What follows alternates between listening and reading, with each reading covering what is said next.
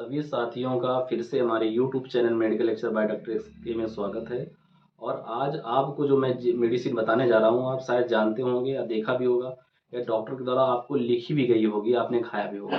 ठीक है, वो जो कैप्सूल या सिरप है उसको हम जानते हैं डेक्सोरेंज के नाम से, डेक्सोरेंज के नाम से जानते हैं।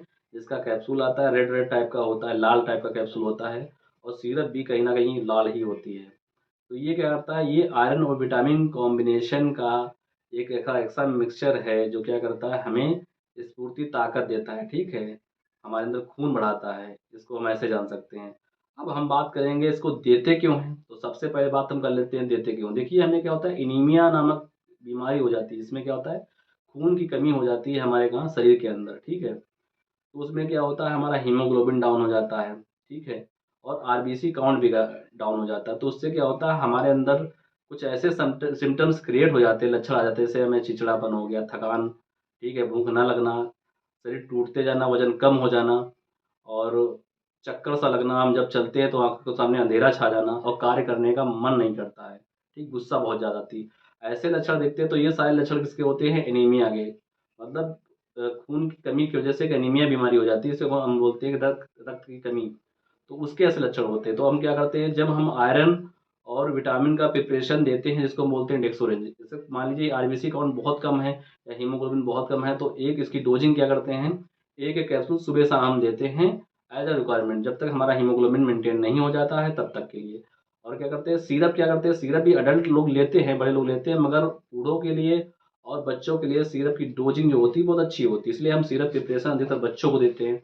अब हम बात करते हैं कि मान लीजिए इसका यूज यदि हम खून बढ़ाने में कर रहे हैं, डेक्सोरेंज कैप्सूल का या सिरप का, तो उसका कोई साइड इफेक्ट भी हो सकता होगा ना, क्योंकि आयरन कंटेनिंग मेडिसिन है। आयरन से बहुत लोगों को साइड इफेक्ट होता है। ठीक है, उससे एक एलर्जिक रिएक्शन हो जाता है, हम लोगों को एलर्जी करता है।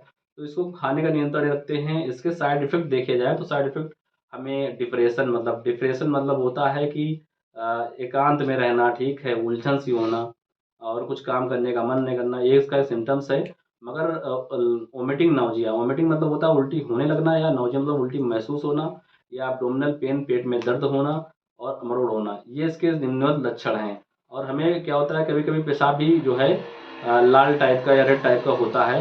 ये भी एक इसी में से सिम्टम्स आते हैं, क्योंकि आयरन लेने से ऐसा होता है। ठीक है, तो अब हम बात करते हैं कि आयरन की डोजिंग हम कैसे करें। देखिए, क्या होता है, हम खाने के बीच में यदि आयरन कैप्सूल ले रहे हैं तो इसके साइड इफेक्ट कम हो जाते हैं। ठीक है, तो आयरन का जो हम प्रिपरेशन कैप्सूल या सिरप ले रहे हैं, तो उसको खाने के बीच में भी ले सकते हैं, खाली पेट अवॉइड करते हैं। वैसे आयरन का अब्जॉर्प्शन खाली पेट अच्छा होता है, मगर किसी को दिक्कत हो रही है तो आप खाली पेट बिल्कुल आयरन ना लें, क्योंकि आयरन जो है खाली पेट में पूरा 100% नहीं तो कुछ परसेंट जो है छोड़ करके सारा जो है अब्जॉर्ब हो जाता है हमारे इंटेस्टाइन के द्वारा। तो अब क्या होता है कि ये यदि किसी को इससे एडवर्स इफेक्ट मिल रहे हैं, पेट में दर्द, नाउजिया, वोमिटिंग, तो वो लोग खाने के बीच में इसका प्रयोग कर सकते हैं। ठीक है, तो ये इसके हो गए जो है साइड इफेक्ट। तो यूज मैंने बता ही दिया आपको कि मतलब इसका यूज क्या है। मगर बच्चों के लिए फेवरेट सिरप होता है, इसलिए आयरन सिरप बच्चों के लिए बेटर रहती है। आज के लिए मैं इतना ही बताऊंगा, आगे वीडियो में मिलूंगा नई मेडिसिन। धन्यवाद।